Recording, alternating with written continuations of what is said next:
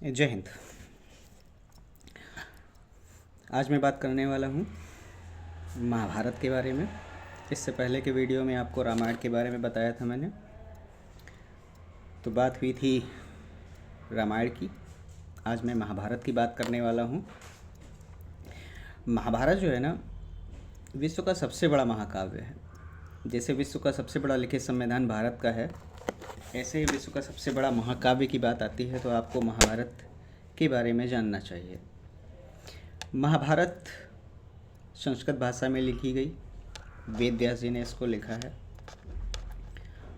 महाभारत को कई उपमाएं भी दी गई हैं, जैसे इसे ग्रंथराज कहा जाता है, भारत का इंसाइक्लोपीडिया या भारत का विश्वकोश भी कहते हैं महाभारत को। और इस महाभारत में कौरवों और पांडवों की लड़ाई के बारे में बताया गया है। गीता भी इसी का भाग है। तो महाभारत जो है वो युद्ध जो हुआ था कुरुक्षेत्र में, कुरुक्षेत्र हरियाणा में पड़ता है। 18 दिन ये युद्ध हुआ था। 18 पर्वों में बांटा गया है महाभारत को। और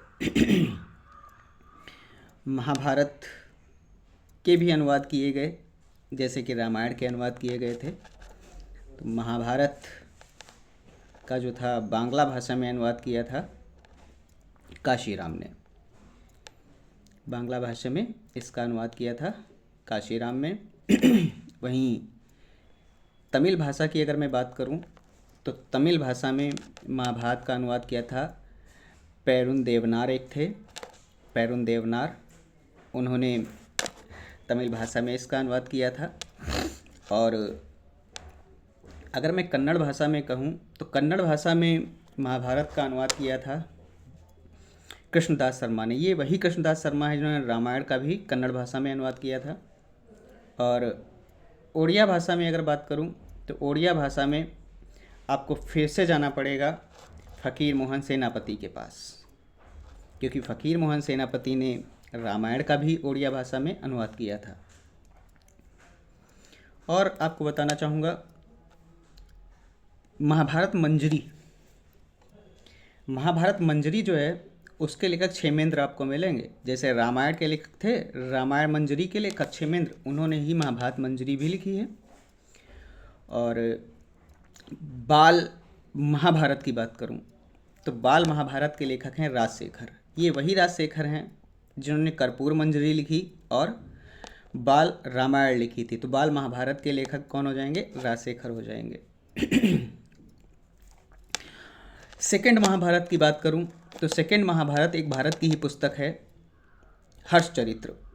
हर्षचरित्र जो है बाणभट्ट के द्वारा लिखी गई। हर्षवर्धन के दरबारी कवि थे, इन्होंने हर्षचरित्र लिखा और इस पुस्तक को नाम दिया गया है, उपमा दे दी गई है सेकंड महाभारत।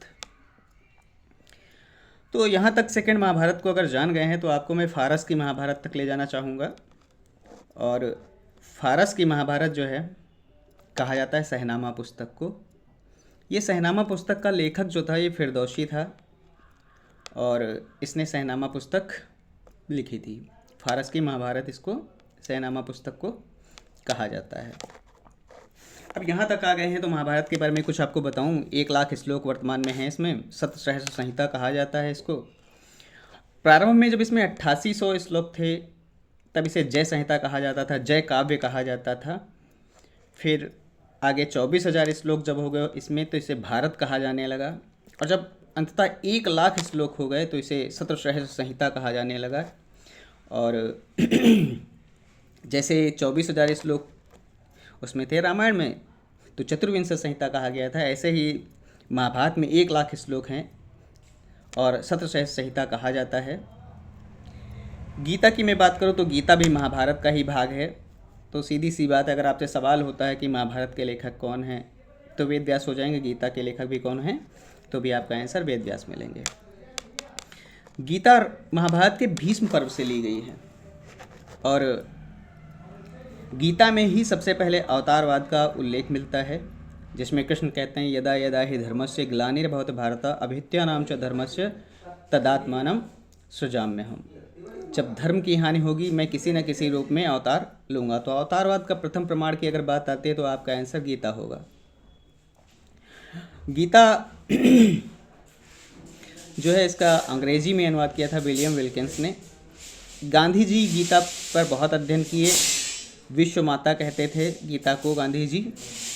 बाल गंगाधर तिलक की मैं बात करूँ तो बाल गंगाधर तिलक ने गीता को ही आधार मानकर गीता रहस्य पुस्तक लिखी थी, और अरविंद घोष ने एस ऑन गीता लिखा था। तो महाभारत के बारे में इतनी जानकारी को संजो कर रखें। मिलते हैं अगले वीडियो में। जय हिंद, विजय हिंद। खुश रहें, अपनों का ख्याल रखें।